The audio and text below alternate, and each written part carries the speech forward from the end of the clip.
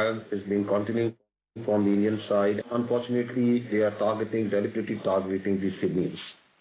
So, in retaliation, the Pakistan is now firing on the coast from where the artillery and the military, and we are concentrating and we are putting our fire only on the military targets. Right, that's confusing because Pakistan earlier denied that it had fired rockets, drones, shells into Indian territory. No, Pakistan, I'm talking about the line of control where the military posts from where the Indian military is taking on deliberate firing of the civilians. So there is small arms fire. Pakistan is not taking on the drones or rocket attacks, not at all, absolutely not at all.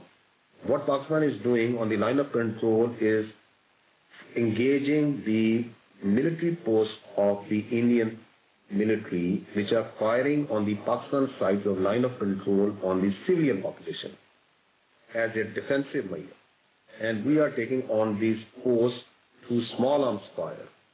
The engagement is not, we are not taking on this as the Indians, you must have seen since last night, they have created a media frenzy, a media blitz that Pakistan has launched drones, aircraft, massive attack on all across the international border, and that is absolutely a fabrication, which is, I think, bordering no humor, because there is no evidence to prove that. And that's a fabrication, you're saying, of the claim that India made when it accused Pakistan some hours ago of attacking 3 of its military bases with drones and missiles. As I said yesterday also, in today's 21st century warfare, everything has an electronic signature.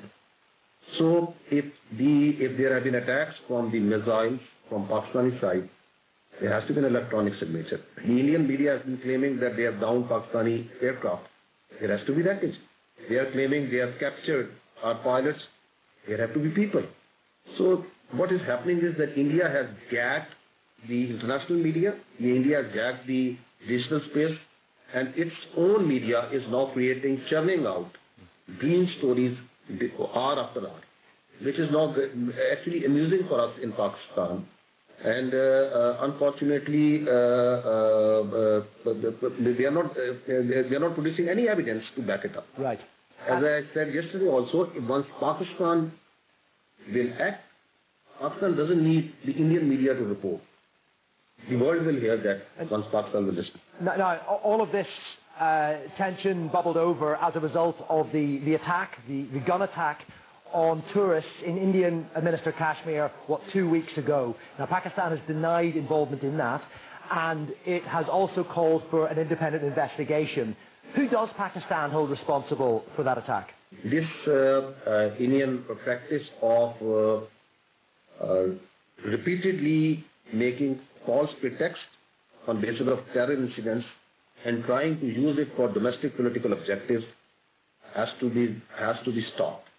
And that is why, as soon as Pahalgam incident happened, Pakistan government in a very logical manner offered that there has to be an independent, neutral investigation of this rather than pinning blames on each other. India, of course, walked away from that and then carried out attacks on mosques, on places of worship inside Pakistan at 6 locations. And they took out innocent children, women and elderly without providing any shred of evidence that who is behind Pahalgam. Just basing that on an old, repeated, now a story which has outlived its shelf life of jihadi organizations operating. Pakistan utterly refuses these allegations and asks for credible evidence to be presented in front of a neutral, independent investigation. And that has not, false pretext we have attacked. And that has not been presented, as you mentioned. So just to clarify, the perpetrators of that attack remain unknown? Yeah, because we have not seen any evidence that who are they. The Indians have been claiming that there is a linkage of these perpetrators with Pakistan. Where is that evidence? And who is see, India cannot be allowed to become the jury, judge and executioner in a case which involves 2 states, in which they say that another state is involved.